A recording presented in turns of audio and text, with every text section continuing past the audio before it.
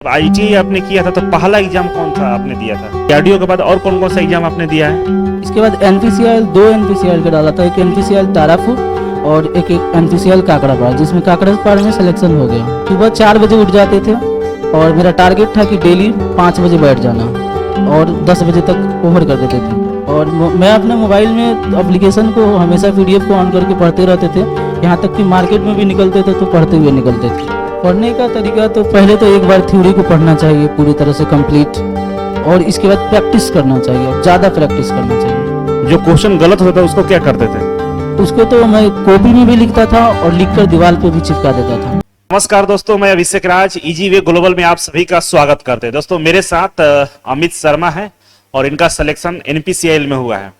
बहुत कम टाइम में इन्होंने सिलेक्शन लिया है और इस वीडियो को देखकर आपको बहुत सारी जानकारी मिलेगा कि तैयारी कैसे करना चाहिए, क्योंकि जिनका सिलेक्शन होता है और भी बहुत कम समय में जिनका सिलेक्शन होता है तो कहीं ना कहीं उनमें कुछ ऐसी चीजें होती है जो हमें पता नहीं होता है और हमारे माध्यम से आप लोग समझेंगे।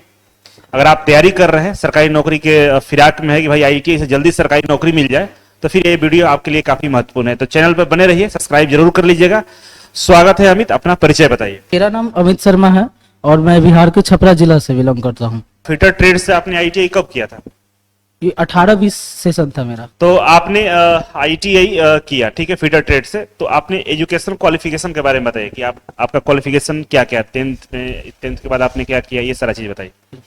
पहले तो मैंने 10th किया और इसके बाद 12th और इसके बाद आईटीआई कर लिया। आईटीआई क्यों किया और किसको देखकर किया, कहाँ से मोटिवेशन मिला, ये थोड़ा सा कहानी बताइए आप। एक मेरे सीनियर हैं जो कि अभी ट्रेडमैन में है, नेवी ट्रेडमैन में है, वही मुझे बताया कि आईटीआई से जल्दी नौकरी लग जाएगी, तो इसलिए मैंने आईटीआई किया। तो ये बात सच भी हो गया? जी। तो उनके वो बोले तो आपने आईटीआई कर लिया कि भाई जल्दी नौकरी के लिए आईटीआई जरूरी, ये बात को आप मानते हैं कि नहीं? जी, पहले तो नहीं समझ में आया कि ऐसा होगा, बट उनका बात माने और एडमिशन ले लिए। जब आईटीआई आपने किया था तो पहला एग्जाम कौन सा आपने दिया था?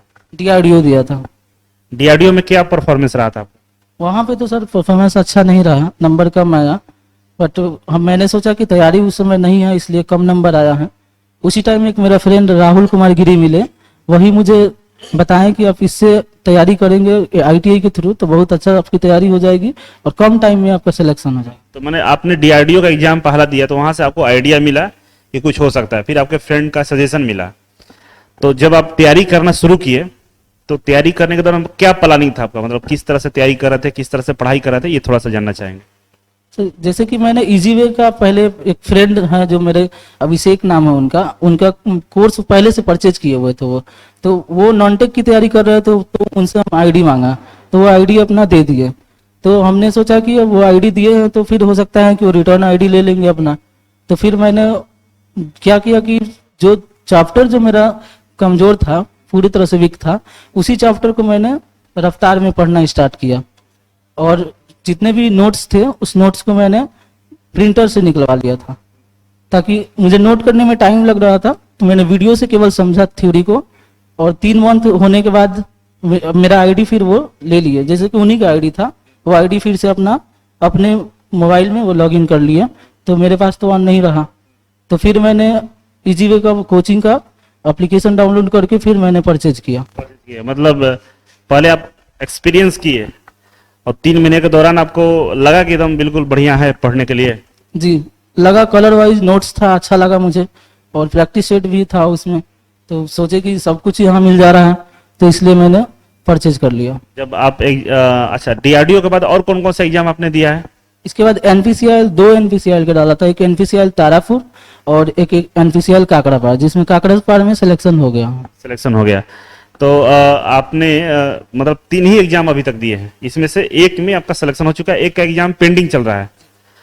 ये बताइए कि जब आप एग्जाम देने गए थे एनपीसीआई का काकड़ापाड़ा का, तो जो इजी वे के कोर्स था, जो मटेरियल था, जो भी चीजें था, क्वेश्चंस बैंक वगैरह, उसका कितना फायदा मिला, थोड़ा ईमानदारी से बताइए हमारे दर्शकों को।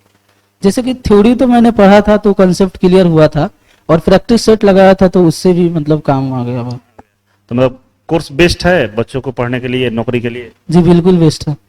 आप बताइए कि पढ़ने का अपना रूटीन बताइए, जो रूटीन आप जो पढ़ाई करते हैं, मतलब सुबह से लेकर शाम तक का ये रूटीन बताना है। सुबह 4 बजे उठ जाते थे और मेरा टारगेट था कि डेली 5 बजे बैठ जाना। और 10 बजे तक ओवर कर देते थे। और इसके बाद दिन में फिर पढ़ाई करते थे लगातार, रात में भी करते थे। और मैं अपने मोबाइल में एप्लीकेशन को हमेशा पीडीएफ को ऑन करके पढ़ते रहते थे, यहाँ तक कि मार्केट में भी निकलते थे तो पढ़ते हुए निकलते थे। अपने जैसे मार्केट जा रहे थे मोबाइल में पीडीएफ पढ़ते जाते थे, तो घर पे रह के पढ़ाई किए हैं या कहीं रूम लेते थे, बाहर रहते थे आप? जैसे कि मेरा ये आईटीआई हुआ है, सरकारी आईटीआई मढ़ौरा में है, छपरा जिला में, वहीं पे मेरा रूम है, वहीं पे रह के पढ़ाई किया। घर से दूर थे? जी जी। खाना बनाते थे आप? जी बनाते थे। और जैसे कि पढ़ाई के दौरान ये भी होता है कि बहुत सारे कभी कभी टेंशन हो जाती है, होता है ना? आपको कभी टेंशन होता है कि नहीं नौकरी को लेकर? जी टेंशन तो सबको होता है सर, मुझे भी हुआ था। बट बाकी बहुतों को जो सक्सेस थे उनसे हम सुनते थे, टेंशन नहीं लेना चाहिए, कंटिन्यू पढ़ाई करना चाहिए, कंटिन्यू करेंगे तो हो जाएगा सिलेक्शन। तो सुबह जैसे आप उठते थे 4 बजे, तो 4 बजे मतलब ऐसा कभी नहीं हुआ कि 4 बजे सोए रह गए, चाहे 4 बजे ऐसा भी लगता है कि भाई नींद आ रहा, चलिए सो लेते 2 घंटा और, ऐसा नहीं होता था कभी? नहीं सर, मुझे वो क्या है ना, मुझे जुनून था कि मुझे लेना ही है, तो 4 बजे उठ जाते थे। देखिए ये बच्चा सुबह 4 बजे उठ के पढ़ाई करता था, ऑनलाइन के माध्यम से पढ़े हुए स्टूडेंट है, ऑफलाइन में नहीं थे। तो ऑनलाइन से पढ़ना मतलब कारगर है ऑफलाइन से या ऑनलाइन से, मतलब थोड़ा सा कंपेयर करके बताइए अपने अनुसार। जैसे कि मुझे तो ऑनलाइन अच्छा लगा पढ़ने में, बट बाकी जितने भी मेरे कुछ फ्रेंड है वो बोलते हैं कि ऑनलाइन मन नहीं करता है। जैसे कि आज पढ़ाई करना स्टार्ट किए, फिर कल लगेगा कि आज नहीं पढ़े, छोड़ दे। या बीच बीच में भी डिस्टर्बिंग बहुत है, जैसे बहुत सारा एप्लीकेशन है उसमें लग जाते हैं लोग, कॉल भी आ गया, कॉल रिसीव कर लेंगे। लेकिन अब जिससे ये नहीं हो रहा है उनको ऑफलाइन ही ज्वाइन करना चाहिए और ऑफलाइन आकर कंटिन्यू पढ़ाई करना चाहिए। आपको ये सब डिस्टर्बेंस नहीं होता था? जी आपको जो डिस्टर्बेंस बता रहे कि मोबाइल फोन आ जाएगा, चाहे टाइम से पढ़ नहीं पाएंगे, ये आपके साथ हुआ कि नहीं कभी? सर, मैं डाउनलोड करके मोबाइल को फ्लाइट मोड में लगा देता था।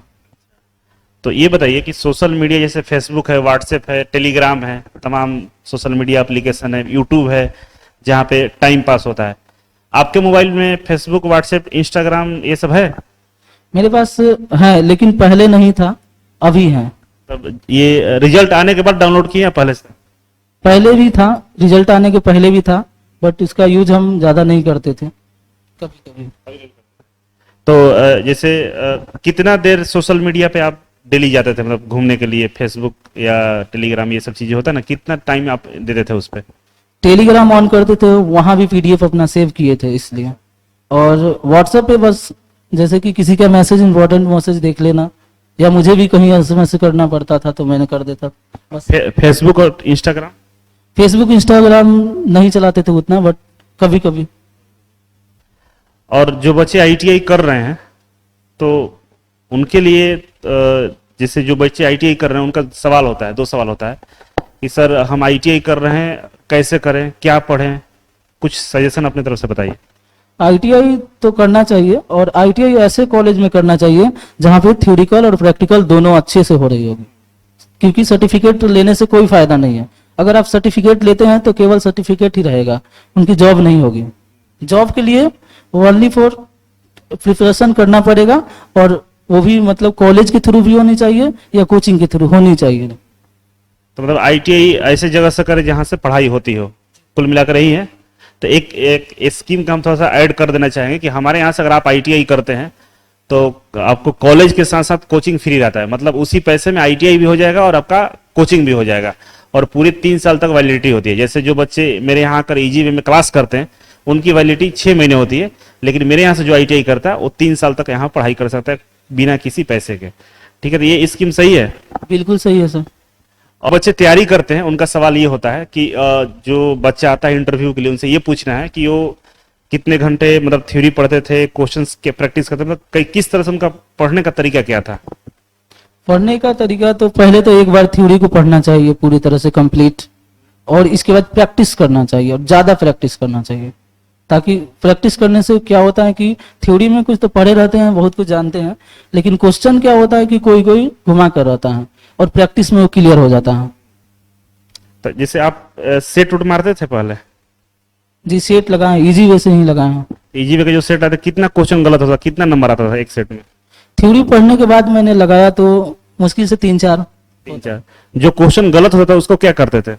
उसको तो मैं कॉपी में भी लिखता था और लिखकर दीवार पे भी चिपका देता था, दीवार पे क्यों चिपकाते थे? ताकि बार बार मेरे नजर के सामने रहे। बार बार नजर के सामने रहे, इसके वजह से उसका फायदा हुआ? इसका फायदा बिल्कुल हुआ सर, वो क्वेश्चन कभी गलत नहीं होता है। आज जिस जिस बच्चे से बहुत ज्यादा क्वेश्चन गलत हो रहा है, तो मान लीजिए 50 नंबर का इजी वे का टेस्ट है, उसमें से उसका 30 क्वेश्चन गलत हो जा रहा है, उस बच्चे को क्या करना चाहिए? पहले तो उनको टेंशन नहीं लेना चाहिए और थ्योरी को पहले ढंग से पढ़ लेना चाहिए, इसके बाद फिर प्रैक्टिस करना चाहिए। प्रैक्टिस टाइम में भी गलत हो रहा है तो एक नोट्स बना लेंगे, वो जो गलत हो रहा है उसको नंबर वाइज करके उसको लिख लेंगे। और मेरे ख्याल से, मेरे अकॉर्डिंग, अगर वो चाहें कि ज्यादा अच्छा करे तो दीवार पे चिपका देना चाहिए उसको। एग्जाम में, जब एनपीसीएल के एग्जाम में शायद नंबर भी बताया था ना कि कितना नंबर आया, कितना नंबर आया था आपका? मेरा 134 नंबर है। एनपीसीएल में 34 नंबर आया था। स्किल में क्या क्या पूछा था और वहां पर किस तरह से कराया गया, थोड़ा बात बताइए हमें। स्किल टेस्ट में तो जैसे कि पहले तो जॉब बनवाया गया। जॉब था जैसे कि 88 का एक लेंथ का, मतलब स्क्वायर था, और उसमें कॉर्नर पे एक 30 बाई 30 का एक स्क्वायर निकाल देना था और एक कॉर्नर को 90 कर देना था। और इसके बाद वो जॉब को मैंने सबमिट करने गया तो वहां पे जो स्किल टेस्ट जो जॉब सबमिट कर रहे थे वो क्वेश्चन भी बहुत सारा किए थे। जैसे कि मुझे वर्नियर कैलिपर का एक्यूरेसी पूछा गया था और माइक्रोमीटर और वर्नियर कैलिपर से मेजरिंग करवाया गया था। अच्छा अच्छा। और जैसे इंटरव्यू टाइप का कोई सवाल वगैरह भी पूछा गया था क्या? सर वेल्डिंग से क्वेश्चन किया गया था एक, और इसके बाद जैसे कि बैकग्राउंड से अगर कोई अपना बैकग्राउंड पूछ रहे थे सर लोग, तो अगर उस बैकग्राउंड से भी क्वेश्चन कर ले रहे थे। क्या बैकग्राउंड आप अपना बताए थे? जैसे मैंने बताया कि मेरे घर गैरेज है, तो गैरेज बताया तो वो बोले इंजन की काम होती है गैरेज में, तो मैंने बोला कि हाँ होता है, तो मुझे इंजन से क्वेश्चन किए थे। इंजन से क्वेश्चन किए थे। ऑनलाइन प्रैक्टिस सेट है, उसके बारे में कुछ बताइए। जैसे कि सर यहाँ पे जो इजी वे एप्लीकेशन है उसमें सबसे बड़ा हमको एक बात अच्छा लगा कि जो भारत स्किल के पे जो पीडीएफ अपलोड है, जो 1000 के आसपास है, वो जो उससे कि बहुत सारे एग्जाम में डायरेक्ट क्वेश्चन छप जाता है, वो गलत, बहुत सारा क्वेश्चन उसमें गलत है, तो सेकंड ईयर में ज्यादा गलत है, तो उसको इजी वे एप्लीकेशन में सुधार कर डाला गया है पूरा फुल एक्सप्लेन के साथ।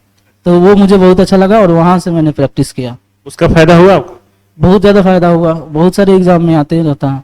अच्छा, थोड़ा सा अपने बारे में बताइए। घर परिवार में कौन कौन है? घर में जैसे मम्मी है, पापा हैं और हम 3 भाई हैं, 2 बहन हैं। पिताजी क्या करते हैं?